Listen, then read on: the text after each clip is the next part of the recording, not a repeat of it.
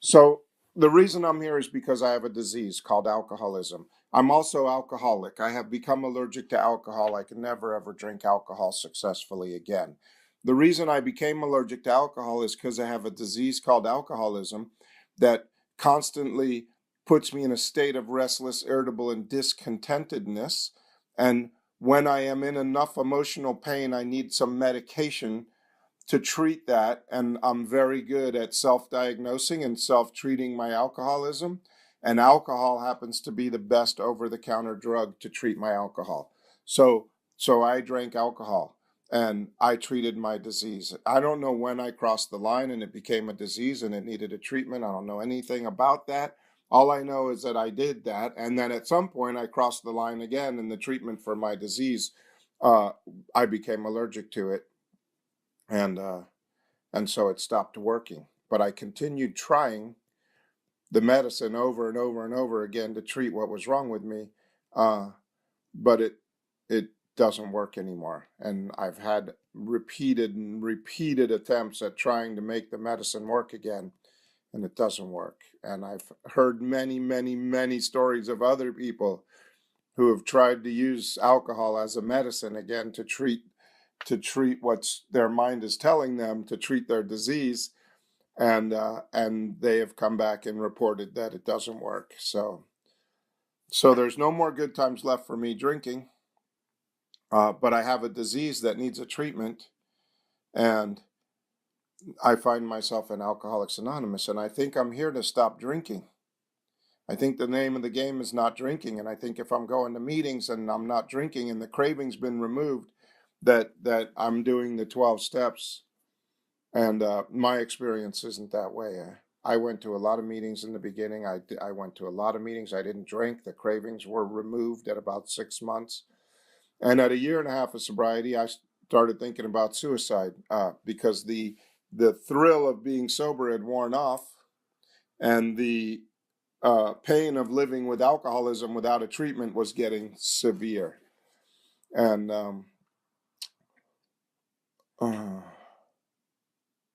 the things that we talk about in this meeting is it applies to everybody, but it takes a little time in AA to become aware of the idea that not drinking isn't going to fix you. Because when you stop drinking, initially when I stopped drinking, everything got good. It did get good. I had better relationships with people. I wasn't getting into fights. I wasn't crashing cars. I wasn't losing jobs. And I had money in the bank. And things got really good when I first stopped drinking. So it seems like not drinking is the name of the game. But as time wears on, not drinking is very, very challenging because of the mind. I have an unsatisfiable, fault-finding, opinionated mind, and it's always in a hurry, and it's easily frustrated, and it can't stand the word no. And that's what's going on inside of me. So in the first step, it says that I admit I'm powerless over alcohol, and that my life has become unmanageable. And now I'm not drinking, and my outside life seems a lot more manageable. I'm showing up for work. I'm making my bed. I'm getting along with people better. I'm paying my rent. It seems more manageable. But the life that they're talking about is not my outside life. The life that's become unmanageable is my inner life, my thought life. I cannot manage my thoughts. And so my mind talks to me, and it talks to me in my own voice, and it talks to me with authority. And it tells me things, and I believe it. And I cannot manage it.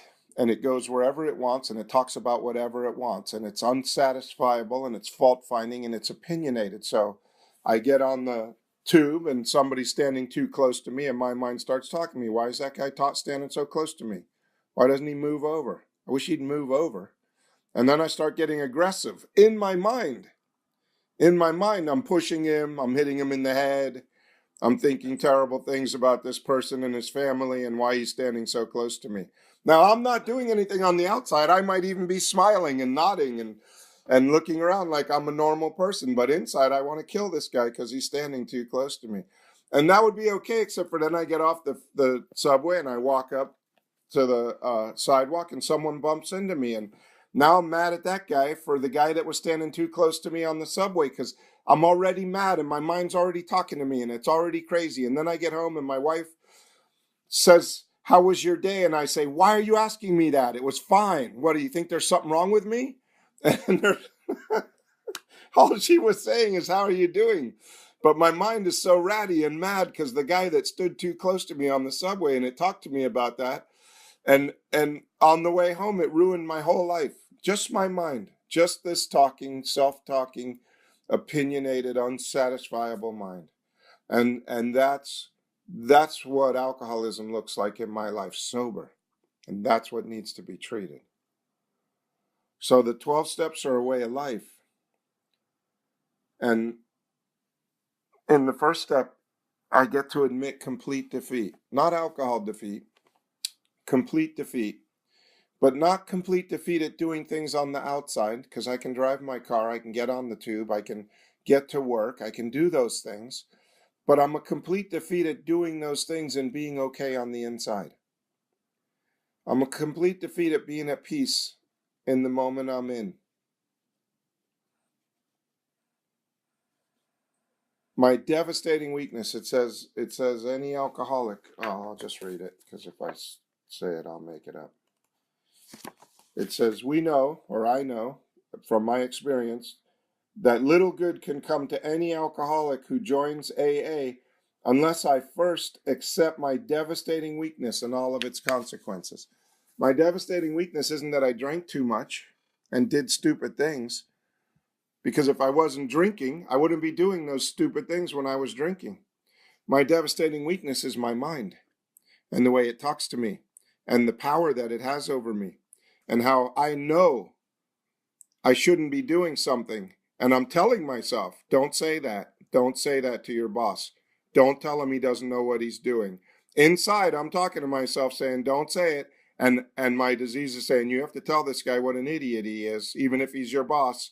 And I'm saying, no, don't do it. Don't do it. And as I'm saying that inside, it's coming out of my mouth that you're an idiot. And I'm ruining my life. And I have no power to not do that. That is the power that I lack. I lack the power to not do what my mind says to do, which includes alcohol often. I mean, it never, ever, there's nothing so bad in my life that a drink wouldn't make it worse. Nothing. But my mind still tells me, oh, your wife's not acting right. You should have a drink. You should just have a drink. You should be able to burn off some steam here. You should just have a drink. Now, for me to have a drink means total disaster in my life, but my mind still tells me that's a good idea, and a lot of people follow it. They follow it. So my devastating weakness is my mind and the way that it talks to me and the lack of power that I have to not do what my mind says to do. And so I'm going to have to come to find a power in AA that could restore me to sanity, because on my own, I have an unsound mind. I'm not crazy. I might be. I might be, because you see crazy people walking around the street, they're talking to themselves, and you go, oh, that guy's probably crazy. He's walking around talking to himself. I do the same thing. I just don't do it out loud. I'm walking around town talking to myself, and I'm saying the same crazy stuff that crazy guy's saying out loud. I just don't do it out loud yet. I'm thinking, why are they painting that house that color in my neighborhood? That's the worst color I ever saw. It's on my street. I hate those people. I don't even know them. And I don't know why that color bothers me, but my mind told me that color bothers me. And so now I'm crazy. Every time I go down my street, I'm the crazy man talking to myself about a house. And it drives me mad.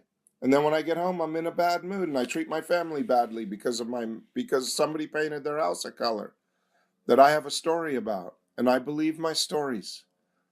I believe whatever my mind tells me, I believe it. It says, until I so humble myself, my sobriety, if any, will be precarious. Of real happiness, I'll find none at all. So until I know what alcoholism is, this devastating weakness in my mind, this grave emotional and mental disorders in my mind that has nothing to do with alcohol except that alcohol is the best treatment for what's wrong with me. Until I accept that, my sobriety will be precarious, and of true happiness I'll find none at all. None. I might get some happiness because I got a paycheck, or I got a new car, or I got a new girlfriend, or I got a new house. I'll get some temporary happiness from that, but because I have an unsatisfiable mind, it will not be very long before my mind starts finding fault with the new car, the new paycheck, the new girlfriend, the new house, and it starts finding fault with it. And then eventually that thing that I thought was so good becomes an intense source of pain for me. And again, I'm back in that place of going, wow, I bought a new car. My mind told me that new car would make me happy. My mind told me over and over and over every day until I bought that car that the new car would make me happy. And then the day after I bought that new car, my same mind and my same voice says, oh my God, you have a huge car payment now. That's so stupid. Why are you so stupid? Why did you buy that car? The same mind and the same voice turns on me. So that's a little bit of what my alcoholism looks like. I hope you don't have what I have. I hope you just have a drinking problem and you get to stop drinking. Your life turns around. I when talking about the disease, it all seems doom and gloom, but there is a program of recovery, and there's a second step, and the second step says that I'm going to come to believe that there's a power that's greater than me, and that power is the power that's going to restore me to sanity. So I'm going to come to find something here. I'm going to come to find a power greater than myself, a new place, a new thing to talk to in my mind that's not self. It's a power greater than self. And that power is going to be the power that restores me to sanity. That power makes it possible for me to be on the subway and not find fault with the people around me. That power is going to be the power that's going to restore me to sanity when it comes to the kind of husband I am to my wife, the kind of man that I am in the day that I'm in. And finding this power, coming to believe, is not something that happens by accident, and it's not something that happens in time, and it's not something that happens because you didn't drink today. It happens because I make a decision to start practicing a relationship with a higher power right here, right now, in this moment. And it sounds like this: power, could you be with me? Could you help me? Could you protect me from my mind? Could you help me be the man you want me to be today? And something happens when I do that. And you're going to have to find out what that something is for yourself, because I could tell you, I could talk to you about how great this power is and how it works in my life, but it's not going to do you one bit of good. Every single person in AA has to come to believe themselves by practicing something themselves so that they have their own coming to believe. You can't have mine. I wish you could. I'd give it to you in a minute. But you're going to have your own coming to believe. And it's not in a power. You're not coming to believe in a power. You're coming to believe that a power could restore you to sanity, and that power is greater than you. And it's your own conception of your own power that you start sharing your life with. And then the recovery starts. But it doesn't start if I still think I'm the power for my life. If I still think I can manage my life, there's no room for a new higher power. So I have to accept my devastating weakness and all of its consequences. All of its consequences is that I can't have a true relationship with another human being. I can be nice to people so long as they're giving me back what I want. But a true relationship, a true partnership with another human being is impossible. Anyway, that's enough out of me. I can't wait to hear you guys. If you want to talk about the first step about coming to believe, about admitting you're powerless over alcohol, and you want to talk about the difference between your outside life and your inside life in step one, that'd be awesome. If you want to ask a question, you can ask a question. And thank you for letting me share. I can't wait to hear from you all.